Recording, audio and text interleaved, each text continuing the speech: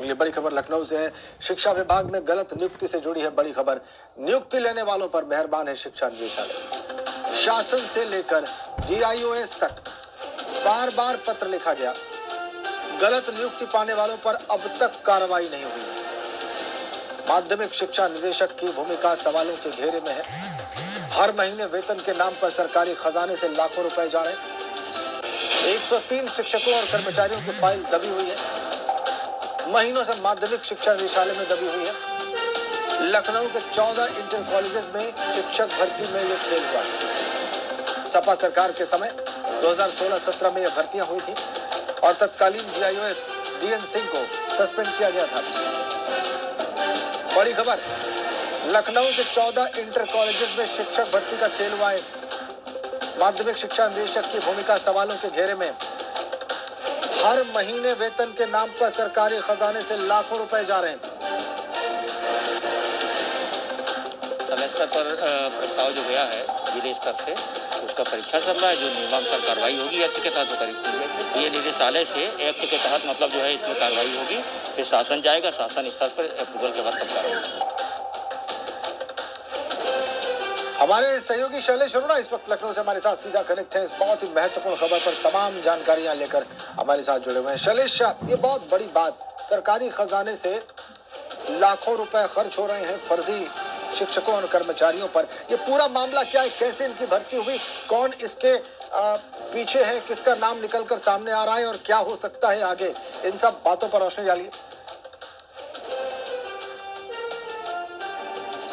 राजन, देखिए, ये 2016-17 के दौरान भर्तियां हुई थी। लखनऊ के 14 इंटर कॉलेज का नाम फिलहाल सामने आ रहा है जिसमें ये नियुक्तियां हुई थी। शुरुआती जांच जब हुई तो उसमें 89 जो भर्तियां थी वो सामने आती है। उसके बाद लखनऊ के जो DIOS है वो इस मामले में पूरी जो अपनी रिपोर्ट है कि ये नियुक्तियां अनियमित हुई हैं, यानी जो पद थे ही नहीं, जो पद खत्म हो चुके थे इन कॉलेजों में, जिसे मृत पद कहा जाता है अगर विभाग की भाषा में कहे, उन पदों पर इन भर्तियों को कर लिया जाता है। उसके बाद जब ये जानकारी आगे दी जाती है तो शासन से विशेष सचिव के यहाँ से एक पत्र फरवरी 2020 में जारी होता है निदेशक माध्यमिक शिक्षा को। साफ लिखा गया है उस पत्र में, जो हम लगातार अपने दर्शकों को दिखा भी रहे हैं, उसमें साफ ये लिखा जाता है कि निदेशक माध्यमिक शिक्षा इस पूरे मामले में आगे कार्रवाई करते हुए और अपनी रिपोर्ट दे। 1 हफ्ते में रिपोर्ट मांगी जाती है लेकिन वो नहीं दिया जाता है। इसके बाद 30 अप्रैल को फिर विशेष सचिव जो है उदयभान त्रिपाठी वो एक पत्र फिर से लिखते हैं निदेशालय को, जिसके बाद ये लिखा है उसमें कि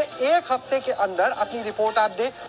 यहाँ से ताज्जुब इस बात को लेकर होता है। इसी बीच में देखिए राजेश, जो DIOS कार्यालय वो इन शिक्षकों का वेतन रोक देता है, क्योंकि अगर नियुक्ति अनियमित है तो उनको वेतन भुगतान कैसे किया जाए, इसको आधार बनाकर जब तक जांच है वो वेतन को रोक देते हैं। लेकिन इसी बीच 30 अप्रैल के विशेष सचिव के पत्र के बाद एक तरफ माध्यमिक शिक्षा निदेशालय के जो अपर निदेशक है वो एक पत्र लिखते हैं जो वहाँ के ज्वाइंट डायरेक्टर है एजुकेशन, उनको कि आप इस मामले में कार्रवाई कीजिए आगे। और दूसरी तरफ जो निदेशक है इसी माध्यमिक शिक्षा निदेशालय के, वो एक पत्र DIOS को लिखकर जवाब तलब करते हैं उसी 1 तारीख को कि आपने वेतन क्यों रोक दिया। शासन ने तो वेतन रोकने के लिए कहा ही नहीं था। कोरोना काल का हवाला दिया जाता है और कहा जाता है कि आप अपना जवाब दीजिए। तो 2 तरह के पत्र, एक ही निदेशालय से 2 अधिकारी अलग अलग पत्र देते हैं। एक कार्रवाई के लिए कहता है, एक कहता है फिलहाल वेतन दीजिए। उसके पीछे तर्क ये दिया जाता है कि जब नियुक्ति रद्द नहीं हुई, निरस्त नहीं हुई, तब तक वेतन कैसे रोका जा सकता है। इसके बाद वेतन फिर से एक बार रिलीज होना शुरू हो जाता है। दूसरी तरफ इस पूरे मामले में अगर बात करें तो जुलाई में 3 जुलाई को एक बार फिर से जो लखनऊ में जो शिक्षा विभाग है वहां से ज्वाइंट डायरेक्टर की तरफ से DIOS की तरफ से पूरा एक प्रस्ताव तैयार करके भेजा आता है कि कितनी रिकवरी बन रही है। और ये लिस्ट जो थी, जो पहले 89 लोग निकलते हैं फर्जी, वो बाद में बढ़ के 103 तक पहुंच जाती है।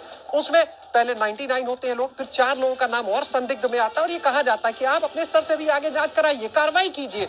लेकिन जुलाई में ये जाती है पूरी जानकारी और इस समय नवंबर खत्म होने को अभी तक इस मामले में कोई कार्रवाई नहीं हुई है। और ताजा अपडेट आपको बताएं कि 23 नवंबर को एक बार फिर से जो लखनऊ के DIOS है डॉक्टर मुकेश सिंह, उन्होंने माध्यमिक शिक्षा निदेशक को पत्र लिखा और उनसे दिशा निर्देश मांगा, उनसे अनुरोध किया कि अभी तक उनके कार्यालय को कोई आदेश नहीं मिला है कि इन शिक्षकों को लेकर आगे क्या करना है, उन पर क्या कार्रवाई हुई। और जब तक ऐसा कोई आदेश नहीं मिलता वेतन नहीं रोका जा सकता है। आपको बताएं सूत्रों के हवाले से जिस समय ये सारा रिकवरी रिकवरी का अमाउंट भेजा गया जुलाई में, तो लगभग वो 15 से 16 करोड़ ऑलरेडी हो चुका था। यानी जो इन अनियमित शिक्षकों कर्मचारियों को वेतन गया था करीब 16 करोड़, और जुलाई से लेके अब तक अगर हम देखें और 100 शिक्षकों पे अगर 40,000 रुपए एक के ऊपर हम मान ले तो लगभग 40 लाख रुपए महीना इसके बाद भी रिलीज हो रहा है। क्यों? क्योंकि इन शिक्षकों पर कार्रवाई नहीं हो रही। इस पूरे मामले के बाद सवाल ये उठता है कि इतने महीने बीतने के बाद भी जब इतने तथ्य सामने हैं, इतने फैक्ट्स हैं, जिन लोगों को जांच करनी थी वो दे चुके, तो आखिर ये फाइल दबी क्यों है? आखिर इन शिक्षकों पर कार्रवाई क्यों नहीं हो रही? क्योंकि दोनों चीजें कनेक्टेड है। जब तक कार्रवाई नहीं होगी वेतन नहीं रुकेगा, और कार्रवाई क्यों नहीं हो रही ये अपने आप में बड़ा सवाल है। सरकारी खजाना है, जनता के टैक्स का पैसा है, अनियमित तरीके से लोग नौकरी कर रहे हैं। एक तरफ मुख्यमंत्री जो है वो कहते हैं कि प्रदेश में फर्जी शिक्षकों के खिलाफ अभियान चलाइए, कार्रवाई कीजिए। दूसरी तरफ जो शिक्षक पुष्ट होकर सामने आते हैं कि गलत नियुक्तियां हुई हैं, उनके खिलाफ भी कार्रवाई नहीं होती है। तो बड़ा सवाल। और एक और अहम बात राजेंद्र, इसी मामले में एक जो तत्कालीन DIOS थे 16-17 के दौरान जिनके समय भर्तियां हुई, उनको निलंबित भी किया जाता है। यानी आपने ऐसे ही तो निलंबित नहीं कर दिया होगा, उसमें तथ्य मिले होंगे गड़बड़ी के, तभी आपने अपने एक अधिकारी को निलंबित किया था। लेकिन आप अपने अधिकारी को निलंबित करते हैं तो उन शिक्षकों पर इतना मेहरबान क्यों है? पूरी जो भूमिका है माध्यमिक शिक्षा निदेशालय की, जो निदेशक है वहां के विनय पांडे, ये सब की संदिग्ध हो जाती है और उनसे ये सवाल उठना लाजमी है। अभी हमने विनय पांडे का जो निदेशक है माध्यमिक शिक्षा के, उनका भी बयान सुनाया। उन्होंने भी ये बात कही कि निदेशालय स्तर से एक्ट के तहत कार्रवाई होगी, शासन को प्रस्ताव जाएगा, फिर आगे कार्रवाई होगी। लेकिन आखिर ये प्रस्ताव जाएगा कब? निदेशक के नीचे अगर बात करें, जहां से लखनऊ से, चाहे वो ज्वाइंट डायरेक्टर हो चाहे DIOS हो, उन्होंने अपना काम तो कर दिया, लेकिन निदेशालय अपना काम कब करेगा? आखिर इन गलत बिल्कुल ठीक है शैलेश आपका सवाल। या फिर, और इसीलिए जब हमने सबसे बड़ा सवाल निदेशक महोदय से संपर्क साधने का प्रयास किया अभी शैलेश, अभी जब